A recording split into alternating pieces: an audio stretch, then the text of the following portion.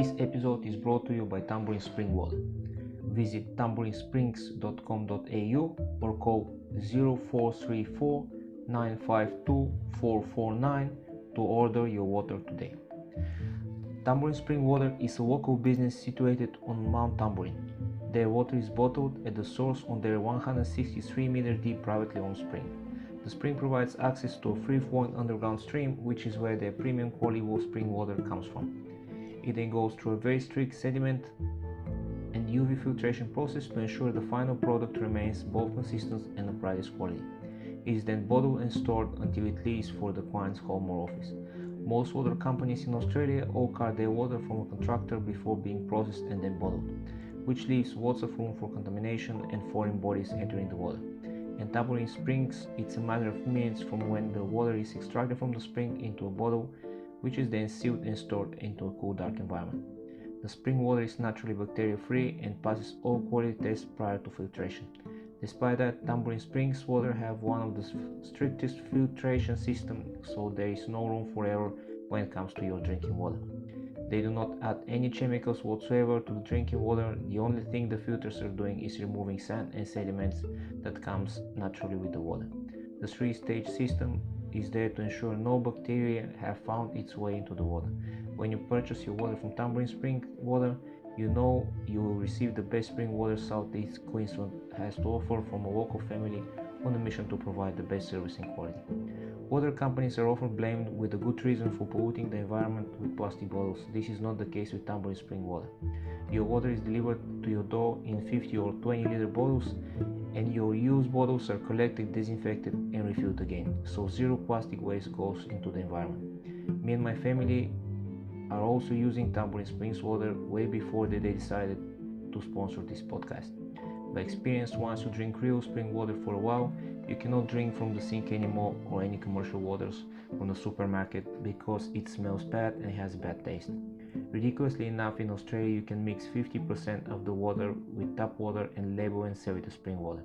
This is not the case with Tambourine Springs water. I personally know the family who owns it, and I have been numerous times in their small factory to see my water being bottled straight from the spring after the filtration process. Majority of my team also purchase their drinking water from Tambourine Springs Water. Find out more at tambourinSprings.com.au or call 0434 952 449 to order your water today. Hi, and thank you for tuning into the Fight Zone podcast. I'm Seth, and in this episode I talk with IMMAFA QLD Open champion for youngsters under 57 kilograms, Seth Thompson, and his teammate, coach and mom Amber from Evolve MMA Wodonga. You can find more about Evolve MMA Wodonga in Facebook, Evolve Mixed Martial Arts Put Together, or Instagram, also Evolve Mixed Martial Arts Put Together. You can also follow Amber Thompson at Facebook amber.evolve.mma or Instagram amber_Thompson_MMA.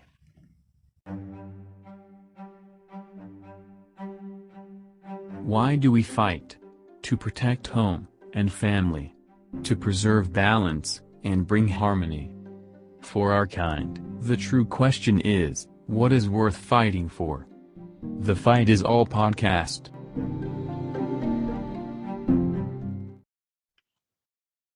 And we're on. Okay, first of all, thank you for taking the time. We missed the chance in Gold Coast, but we finally did it now. So, how have your day has been up to now, guys? Yeah, no, pretty good. Very laid back. Good. Nice and good Sunday, eh? Yeah.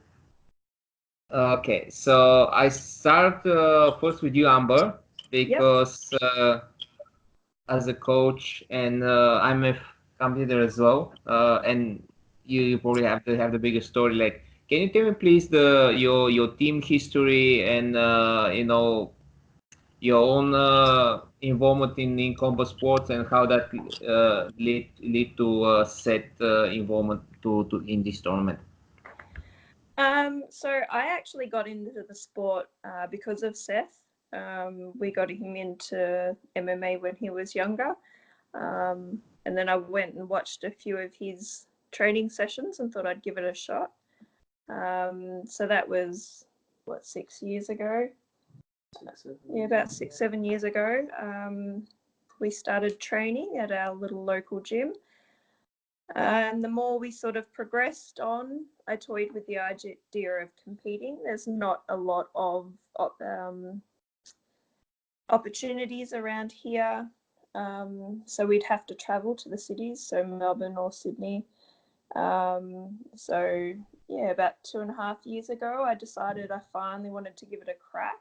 And my first competition was through the Arnold Sports Festival, where the IMMAF were conducting, IMMAFA were starting to break out and become known through Australia, and entered their first tournament and won that one, and it kind of just took off from there. Sweet. Where you guys training now?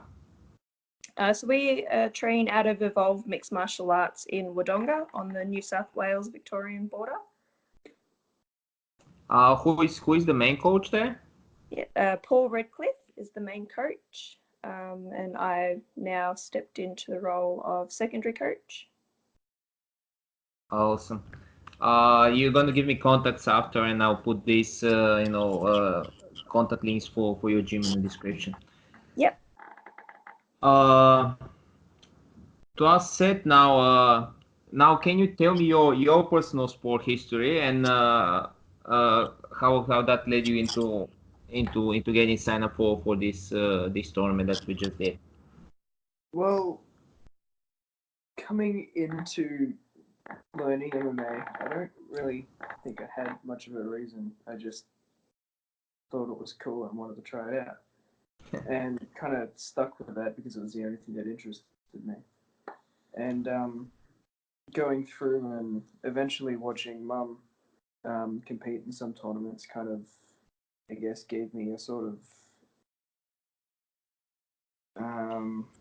Who started competing first of you guys? It was you or Amber? Yes, Yeah. I was the first one to compete. Yeah. So he was the first one who started training, but he was the first one who started competing, right? Yeah. Yeah. Cool. And I kind of just started to want to try it out. Almost inspired each other. Yeah, pretty much. And yeah, it's been pretty fun the whole way through. And they just likes about it. Yeah, sweet. How long have you been training yourself? Around 6-7 years. 6-7 years. Did you start straight with MMA, or you start with other combat sport and then mix it up? How you did it? Just started with MMA. Yeah. Have you been doing any other competitions like jiu-jitsu or grappling? No, not really. No. What's your previous competition history? Like, what have you been competing anything before this tournament or no? No, that was my first competition ever. So you won your first competition, right? Yeah. Well, that's quite an achievement, I have to say, because normally people like very frustrated on their first competition, so it's very rare to someone to win his first comp. So that's very very very good achievement for you. So how your preparation went for this comp? Like, what how your training was going, and what was your main strategy if you had some? Can you tell me more about it? Well, it was mainly just to get where I felt more comfortable, because obviously everyone has one spot where they're more comfortable in, and I just thought if I took them where I was more comfortable, I could be a bit more calm than the opposite, and not be as threatened by much. So I just mainly stuck to try to take it to the ground and work from there. See where I can get. If it wins by control or submission, then I'm happy with either. So oh, sorry, Amber, go ahead. Yeah, I was just going to say, leading up to this tournament, most of his training has been in a cage environment, and he has had some minor head strikes allowed, obviously with control and things like that. So trying to train that out of him leading up to it head strikes, was one of our main things as well, because obviously you don't want the accidental head strike in amongst the tournament and something to go wrong. But it was a new concept of having the tournament on a mat, so we worked takedown defense and attacking through takedowns without the mat. Obviously, without any previous tournament experience in BJJ or wrestling, anything like that, it wasn't something he was used to. But I think he did it really, really well. Followed direction well. Yeah,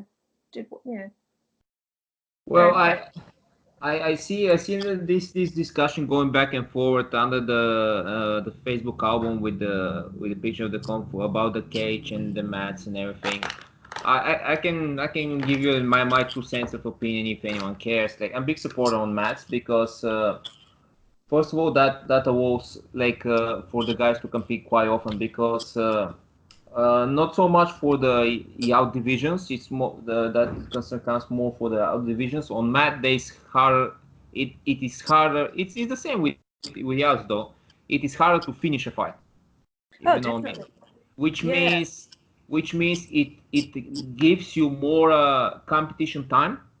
Yeah. Which is more valuable than actually winning a amateur tournament, which is between not so experienced competitors. So like having more competition time actually makes you a better competitor. The other thing, which I'm a big support on the mat as well, is well, what I mean finish. It's mainly about the head strike and concussion. Without the mat, without the confined, without the cage or ring, or the confined space, it's very hard someone to get knocked out. It happens like relatively rare if the competitors are trained. So it means someone just landed a clean shot, which for me is super important to make the sport popular, because that allows like people who are like not trained for 10 years or something, just to compete on a regular basis and practice their skills. Because as all of us who are involved in the sport know, that's probably the worst injury you can get, being knocked out or knocked down. And that takes you 6 months out of the gym. You can do nothing. You cannot hit back. You cannot spar. And that straight away takes half of your year of development, which especially for young competitors, for me, it's the biggest danger for while you're growing up. Of course, like cage competitions have their place, or international competitions for IMMAFA in cage, but that's why we choose here in Australia to start these mat tournaments, in order to give chance to the people to develop their game to a level that they can be safe competing in a confined space as a cage. So just to give a big background from my experience back in Europe, like you guys know, I'm coming from Eastern Europe. My guys, they compete almost every month, and most, if not all, like they have actually won with competition in cage, which is the national championship. It's held in cage, but all regular tournaments are practically held on mats, including combat sambo. Combat sambo is very popular. It's very similar rules, and it's held on mats. So if you train MMA or combat sambo, you normally compete in both disciplines. Yeah. But the thing is, fighting on mats, first of all, lets you to fight very often, because you don't really get injured, or like you don't really get concussion or anything. Yeah, you can get punched here and there, but you don't really get concussed and like knocked out, even if you lose. And it also helps you know to develop this very important skill to impose your game, because as I said, it's hard to finish, so you have to overplay your opponent, which means you have to win by strategy and by skill. Yeah. And you guys can see how people who are coming from our area now, because like everything is open, how they perform in professional tournaments. Like you can see like the pathway of Fedor Emelianenko, who is a combat sambo guy, and present day is Khabib. These guys was bred on mats, and the adjustment to the cage, I don't say like there is no like game that you develop on cage, but in 6 months you can develop fairly good game on the cage, because there are not so much things that are different from playing on the ground stand. They are adjustment for sure. They like tricks and things you do there. But I'm really big supporter of growing up safe and healthy. And when you get into professional level, then just to make this adjustment for a couple of months, and I'm pretty sure you'll be very successful if you're healthy. The main thing for me as a developing athlete is to provide to the to the community here in Australia chance for the young athletes to develop in a safe manner, to be healthy until the day they decide if they want to go national team or they want to turn pros or whatever. So that's my 2 cents of opinion regarding competing on mats. Yeah, no, we obviously myself, I've only competed in a cage setting, so it was a bit foreign to us, but we actually enjoyed it. It gave Seth a chance to really have to hone in on and perfect his skill with his takedowns, because during at the start of the year we noticed he was relying a lot on utilizing the cage to finish that takedown, whereas towards the end leading up to the tournament he was able to do it in an open environment and secure the takedown, which was obviously evident in the tournament just past. So yeah, well, I think the cage is actually like giving more chances for the guy on the bottom to stand up than change much to the takedown game, because to be honest, for me, it's easier to take someone with the cage than without the cage. It just helping the takedown game. Yeah. Well, what is actually changes? It's easier to stand up having the cage if your game plan is stand up. But consider the takedowns. Cage doesn't make like big difference for my understanding. Yeah.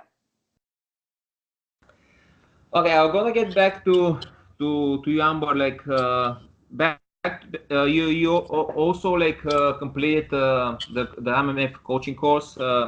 Can you give me a bit of your insight, like how that works for you? Did it change your coaching work, and what was the influence on your regular trainings as well?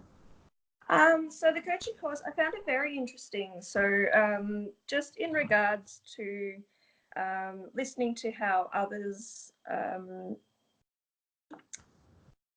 run their classes in their gyms, and the what goes behind the teaching and the language behind being a coach. A lot of people think it's an easy experience, but when you strip it right back and think about how you're supposed to be communicating with people with different learning levels and abilities, not only that, but even their past experience, and learning about how to achieve a class that's beneficial for everybody was a big thing for me. And it's an exciting path, having competed myself, and I've started cornering a couple of our new blokes coming up with Paul. I find I'm more excited and nervous than I have ever been stepping into one of my competitions. So it's a really exciting future, I think, being a coach, and just knowing the impact that you can have on a student for their future goals. I have very similar experience with you, because when I started my own team back in Bulgaria, I was competing actively. So like first part of my, let's say, coaching career, I was pretty much like a competing coach. So, and you find it very weird that you're actually more worried when someone else from the team is fighting than yourself, because I was more feeling when I'm like stepping into the ring, because most of my fights was in ring, actually was playing pride rules at these days, like back there. Yeah. I was confident, like I was like okay, I know what I'm doing, and you just give me water and like I will be fine and everything. But when someone else is funny, I cannot sleep for a week, and all these strategies comes, like trying to fit everything into the training. Then the training, then like It's so stressful, and it's when you're coach, you have to care about someone else. Like you kind of you're less responsible for yourself, but when it comes to someone else, it's crazy. And because my wife was also like professional fighter, that was my nightmare. When she was fighting, I get so much emotionally attached. I would rather have like 5 fights myself than her having one. I was so worried about everything. She was doing very good, by the way. She has her win loss statistics way better than mine. She never lost actually in MMA, but I was so worried about every of her fights, and she was the first girl actually fighting in MMA in Bulgaria. Yeah. She actually started, the female MMA back there. So we had very big like female team as well. We have like 8 girls competing. Now one of our girls is she's training now in another team, but she's probably the best professional girl fighting there. But it was so stressful in the beginning, and it was crazy. So I know what you're talking about, and I feel I know what you feel. I went through it. It's just crazy. Yeah, definitely. Leading up to Seth's first tournament, I guess being a mother and a coach, it kind of hit me worse. But I couldn't eat. I felt sick. I can only imagine. Tell me more about it. That's quite fun, and like it's not often, like for someone to be mother and a coach and a corner and I guess everything else. Like how you went with that, like bringing this into home and to training and everywhere, like while she was preparing for the tournament. Can you tell me more about that? That's quite curious. Yeah. So with my fights, I sort of didn't. At first, I didn't really like the kids watching me compete because I wasn't sure how it would be received. So then when we did start letting him come and he started watching my fights, and he would talk about it more and more, sort of what his walkout song would be, or what his fight name might be, or what his fighting style would be. And Okay, I will I stop you found there. that, What yeah. what what's gonna be your fight name, Seth? What I you're thinking about? I don't really know. Okay, not yet. Okay, you don't want to. That's fine. Sorry, Amber, that was just curious, like No, that's the more okay. possible side. Yeah. We keep having a little joke with him because before the Brisbane tournament, on my fight page, I posted up this little clip of two frogs wrestling. I Um, saw that. yeah, and I mainly did that because Seth's nickname, pet home nickname is Seto Frog. So yeah, so we keep telling him he should be Seth the Frog Thompson. But no, that's one we'll let him choose. But yeah, no, leading up to the tournament, I guess I was excited for him because I remember how I felt with my tournaments and how exciting and new and invigorating it was. But just to be able to put what we've been learning for years into practice was my biggest thing, and so I was excited for him to be able to finally put his skills to use on people that aren't just in our gym, because you get used to training with the same people over and over again, that you learn their little things and they learn Yeah. you, and just it becomes a bit mediocre. Not to mention people that aren't bigger than me, considerably.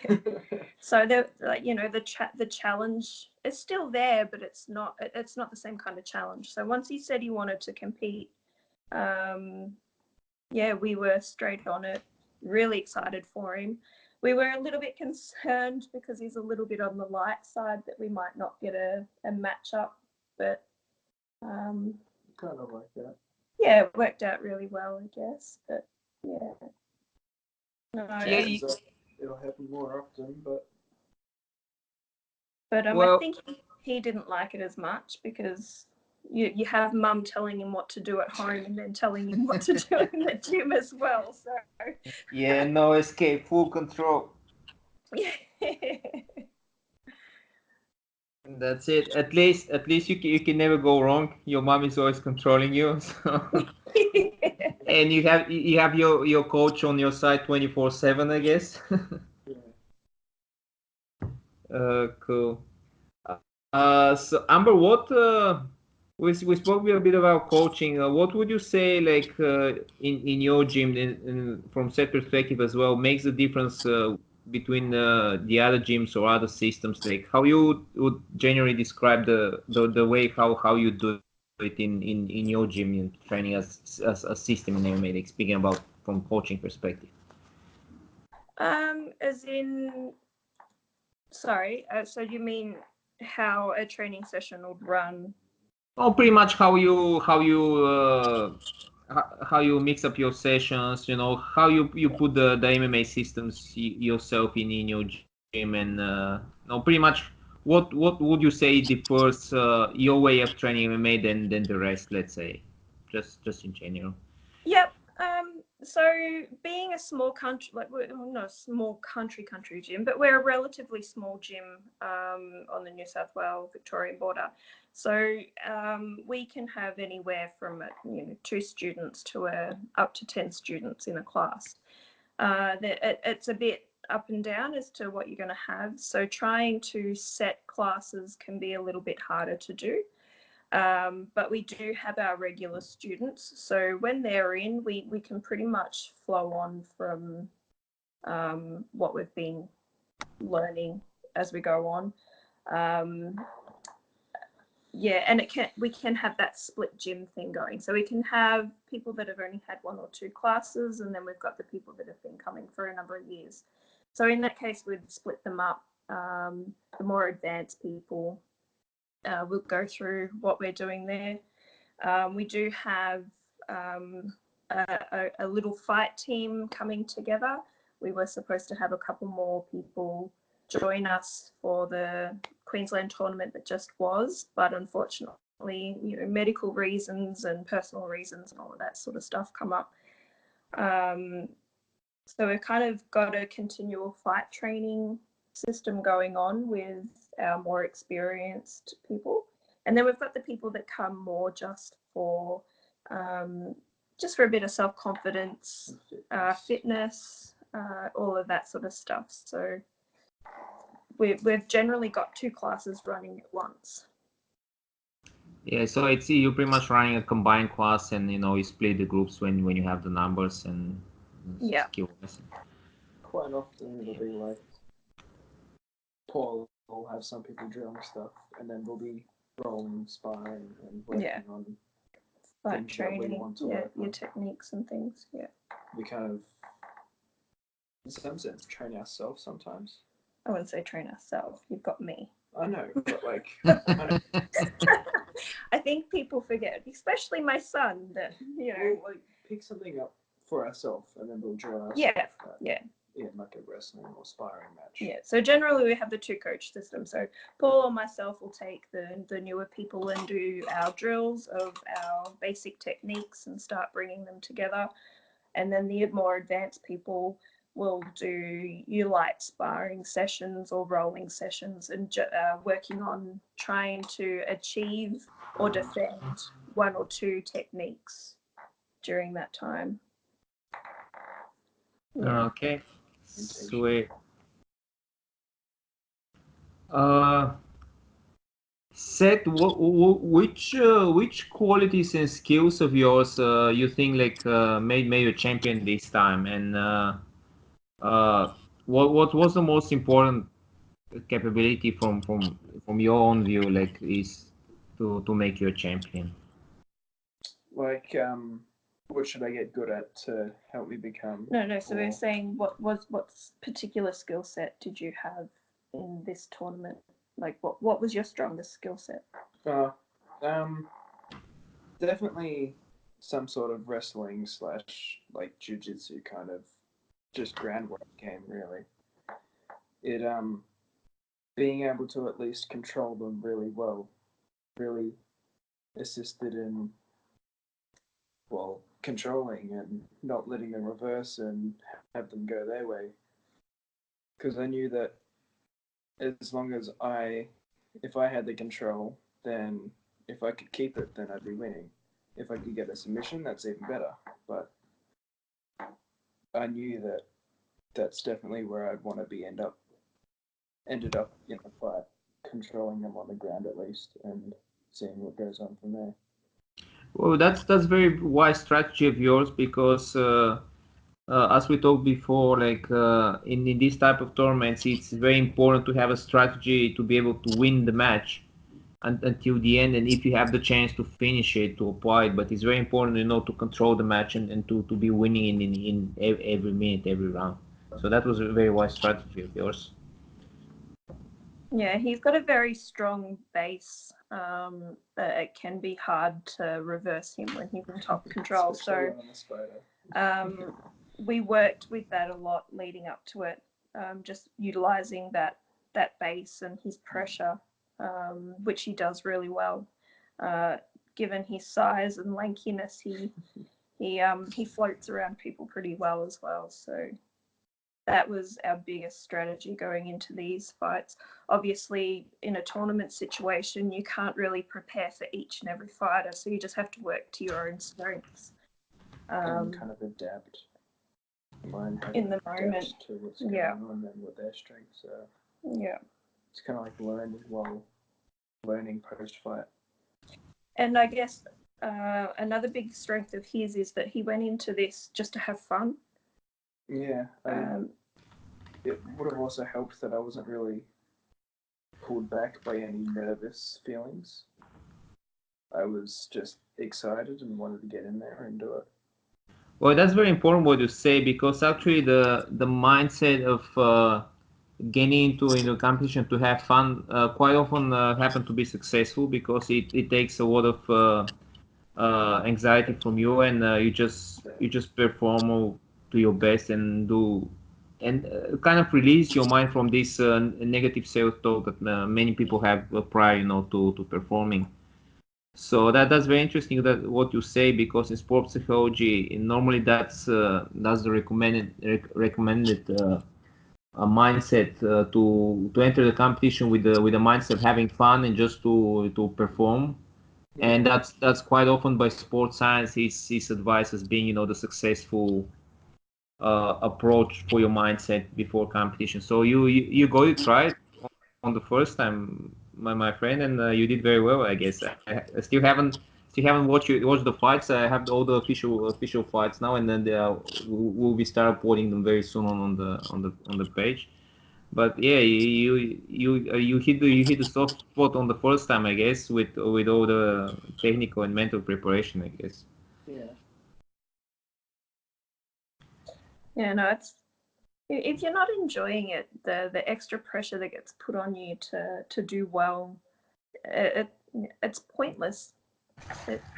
It's almost wasted energy. So it was one of my biggest, and I say it to all the boys, and girls that come through our gym that often ask me, how do I prepare leading up to a fight or a competition? And my biggest thing is to them is just to go with it, go with the flow, enjoy it. Don't go on with any pressures that you're putting on yourself, because it's only you that's doing it. It's not everybody else. And in an amateur, you have to win and you have to lose, because you learn from every experience. If you're just constantly winning, then as long as you try to go in, you're still learning, but you're not away from that negative mindset. Absolutely, yeah. And the beauty of these tournaments, you don't really have statistic kept. Yeah, there's rank list and it will come out, but it's only based on your wins. So you just put in a numbered list according to your wins and your most recent one. But the thing is, it takes away your pressure and allows you to perform your mistakes while you're amateur before you actually turn into more serious competitor. Because looking from the aim of IMMF, to turn the sport into Olympic recognized sport, it's important the sport to be practiced massively. And the main problem with our sport is there is a very big gap between training MMA and competing in MMA, because it's dangerous, right? Yeah. It's, if you compare it to probably the most popular combat sport nowadays, which is submission grappling on BJJ. Like, the difference is that in BJJ or grappling, you can step in competing and you can be world champion white belt, right? And because this pressure kind of competition pressure is kind of put away in the grappling comps. That's why the sport is so popular, so massive. So I think the idea behind these tournaments is to provide to the to the community here a tournament where you can actually compete and practice your skill without having like this pressure of whites, music, and everything.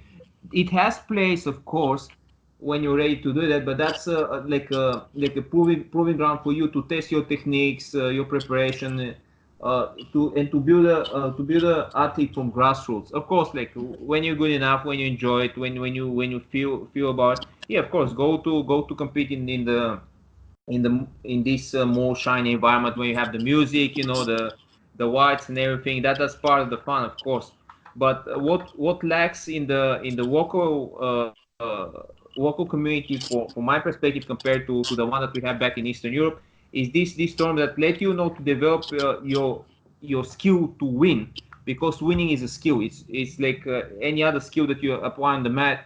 Imposing your will against someone who has like different style or different approach, it's a skill by itself. So you have to win. You have to learn how to develop this skill, to practice it, to find your gaps and everything, like how you fail, and like why it doesn't work this time or it works that time, and it happens by these tournaments, like that are low pressure tournaments for the athletes themselves. But it gives you this experience that you can actually practice your game, your techniques, even to do your mistakes, because on amateur level you're doing mistakes, and that's the point.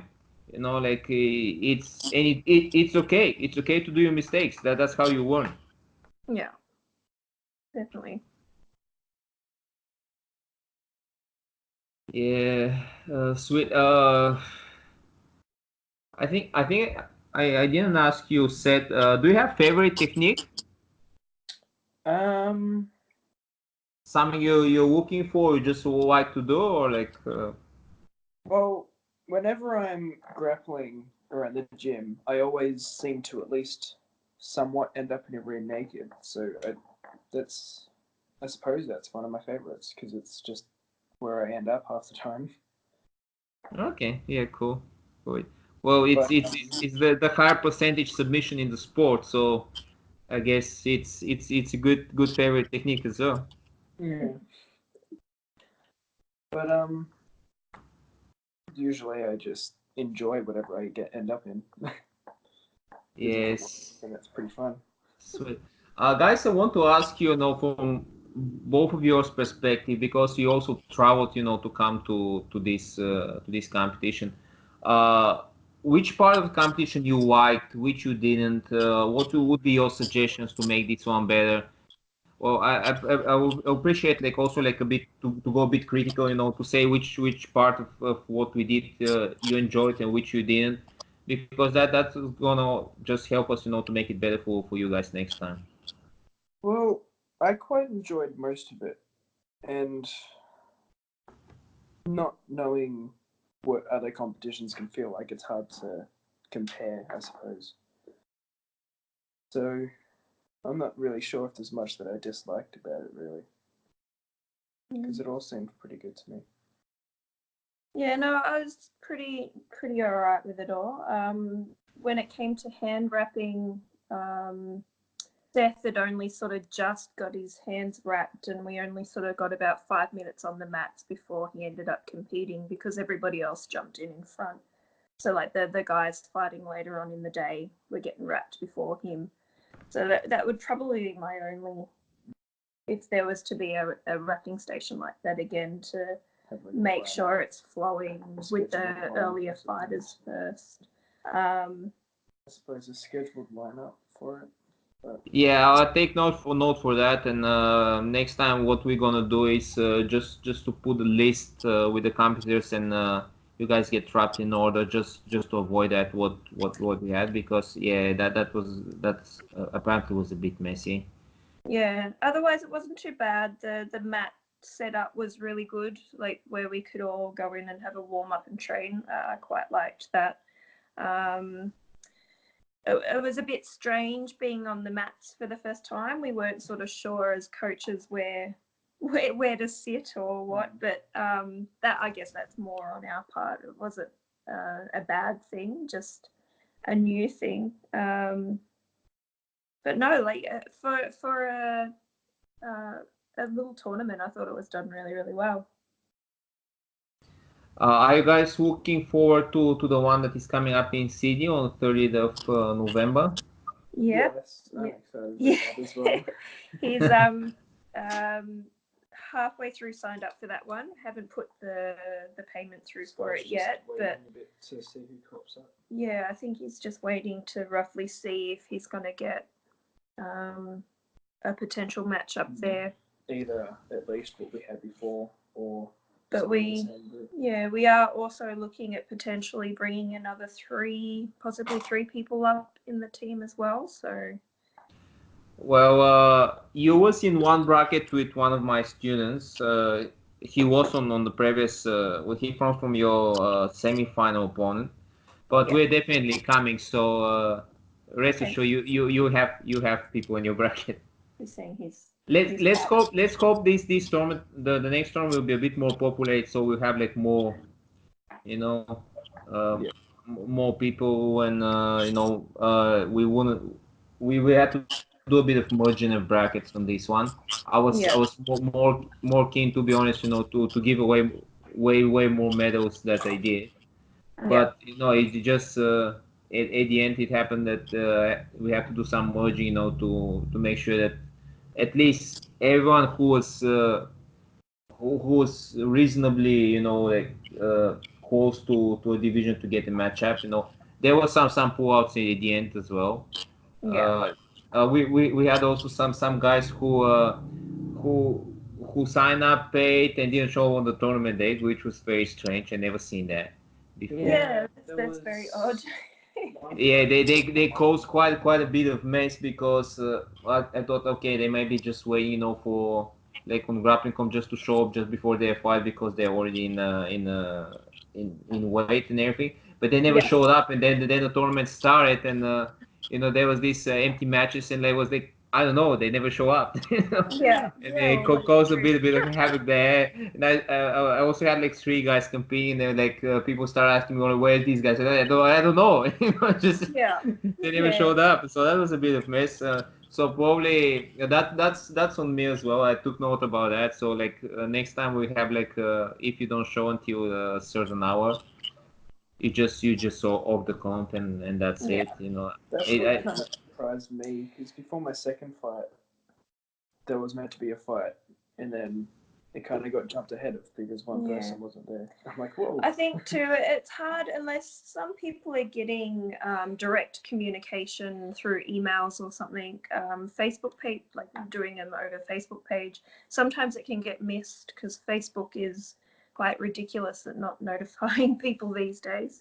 So even if it's just kind of that miscommunication between them, not showing up, not realizing. Some people are lazy and don't go researching for information. So some people just. Well, it was strange because they paid. You know what I mean? That's why I was like, I would say, okay, like probably these guys going to show in the what's more, because probably they don't need to cut weight, or they just gonna show up and for their time, but they never did, and then, like it caused quite a bit of mess. There was at least two matches. One of the companies come prepared waiting for opponent, and there's none. The guy is not there. He never showed up. So but we will look over this. Try to avoid such mess. But on tournament is always a mess. Whatever you do, you can never foresee all the strange things that happen. So that's part of it, I guess. But we'll try to minimize those stuff. Is the New South Wales one also on a mat? Yes. For youngsters, yes. Yeah.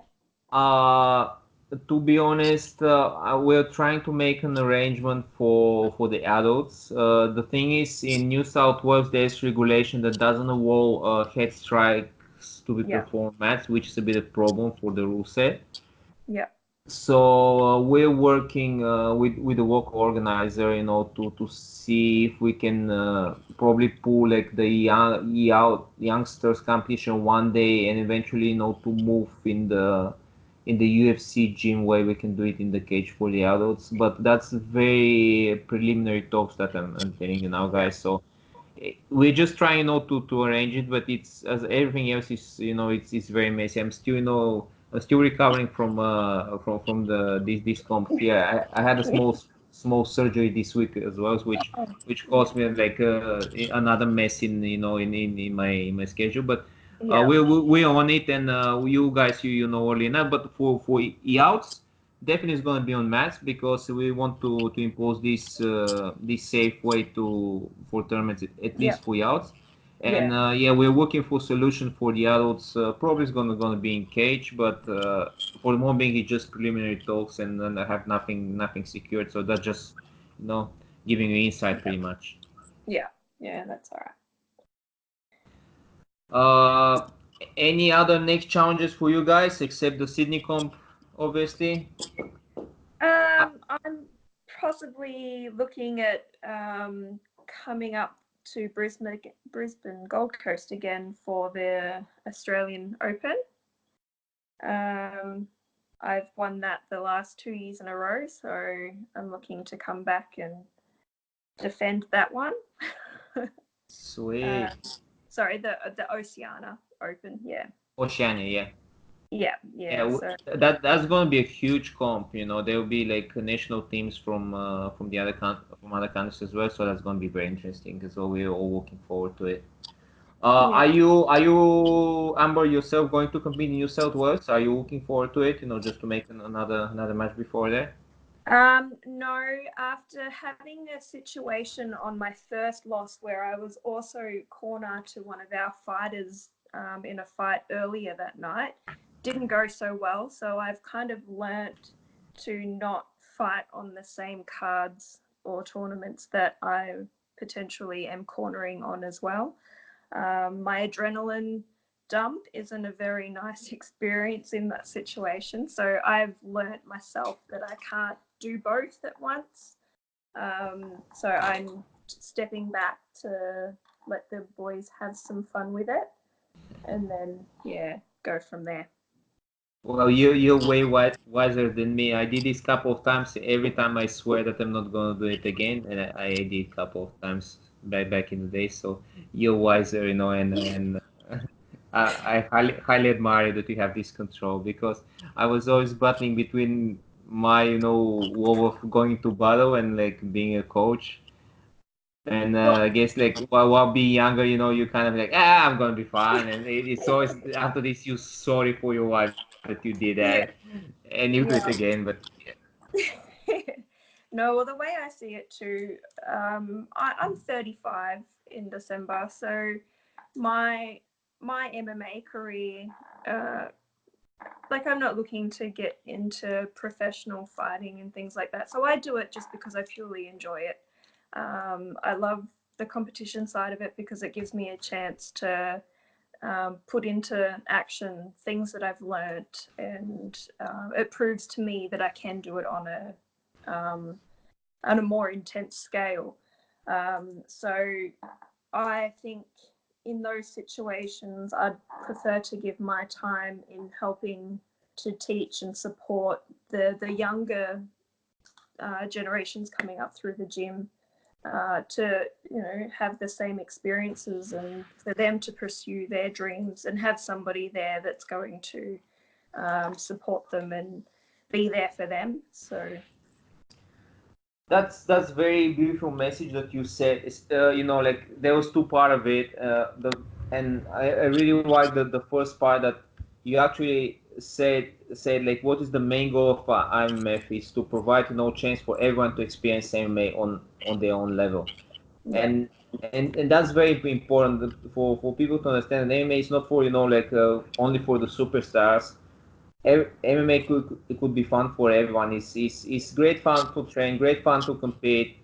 Uh, a sport that never gets boring, and if it's done in a clever way, it's actually quite safe compared to some ball sports, let's say. So yeah, that's very very important what you said, and I want to underline it.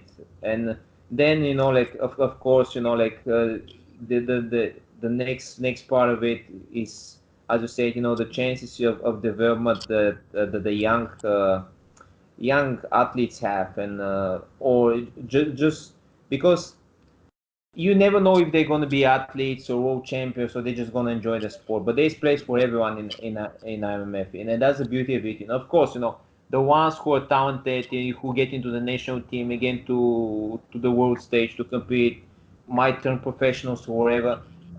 That's awesome. But also, like, you might decide never to turn professional. That's awesome as well. You can compete as amateur as much as you can, as much as you want. Have fun practicing your sport, trying your technique, getting better.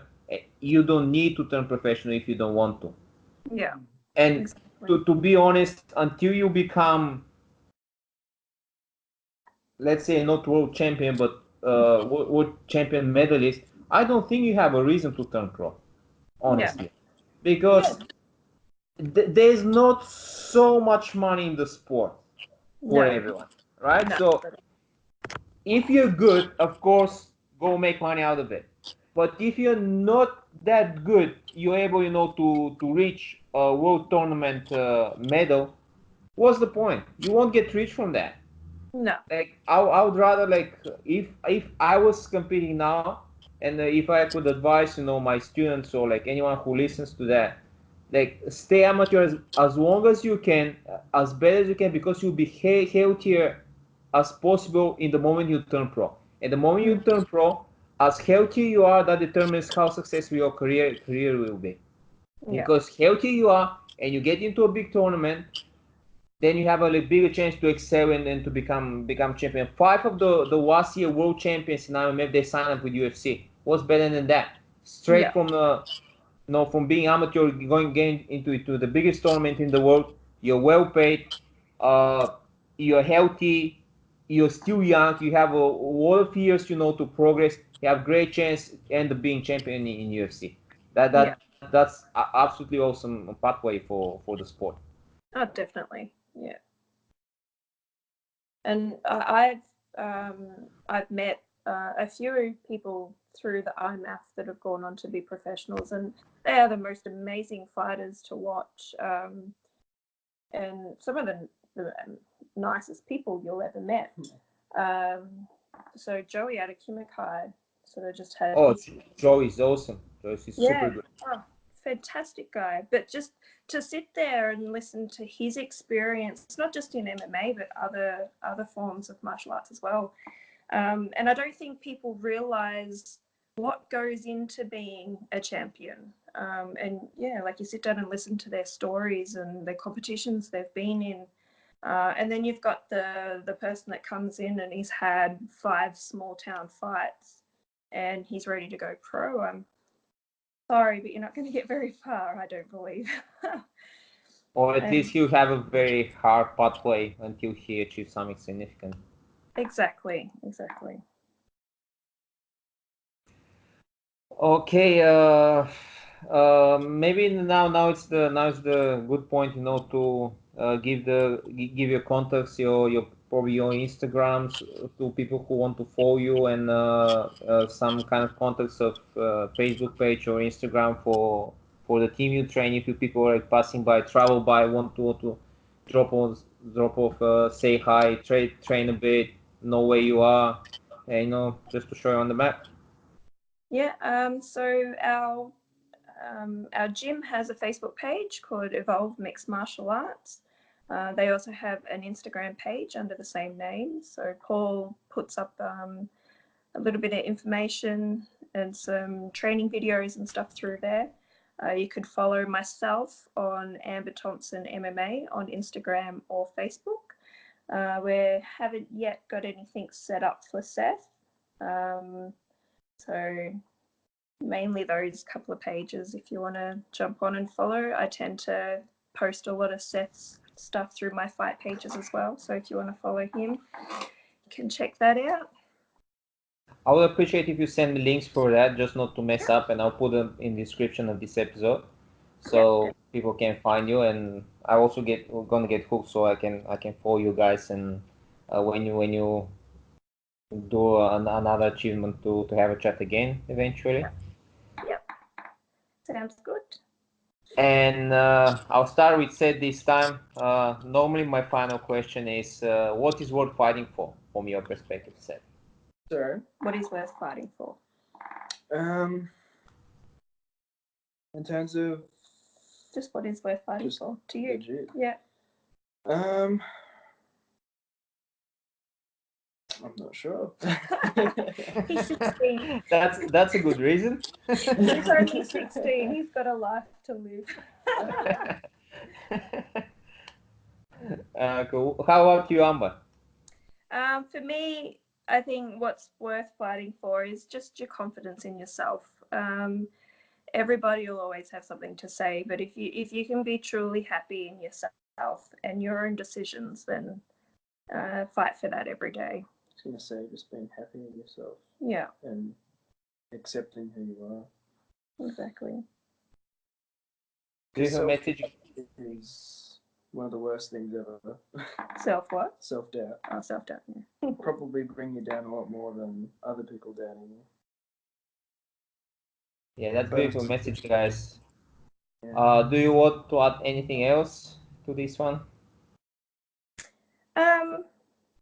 I just, thanks to IMMAFA and IMMAFA for all the amazing opportunities for amateur competition, especially for the young guys. As a mum, I was a little bit hesitant for Seth to begin competing, but then, IMMAF sort of growing its junior competition more and more. I've been more secure, happier to let him compete. And I just think it's an amazing pathway for amateurs. So yeah, thanks to them for creating the opportunities. Seth, you want to thank for someone who helped you, except obviously your mom, who is all over it. I mean, going on the same note as mum. Well, yeah, that too. One of the people I train with, every single time he comes, we're always helping each other out and working on each other's strengths and helping each other grow in that strength. But at the same time, if it wasn't for IMMAFA's ruling, I wouldn't have been in a competition unless somehow someone else came up with a similar rule set. But so far, this has been the only one to pop up. Thank you, guys. Oh, sorry. No, it's alright. Go ahead. Sorry, guys. It's quite hard when we don't see each other. And like I cannot see expressions, so it's a bit hard, I don't know if you finish talking and just interrupting you. Sorry for that. Just rambling. That's right. Thank you so much for your time, guys. I'll try to put this one together as soon as possible. Probably today or tomorrow is gonna be out. So just not to forget, to give me those links, and please send me a picture of you guys together in training environment, wherever you want. Just put it as a cover on the episode. Thanks so much, and wish you all the best, and see you guys in Sydney. Definitely will. Thank you very much, Seth. Cheers, guys. Bye.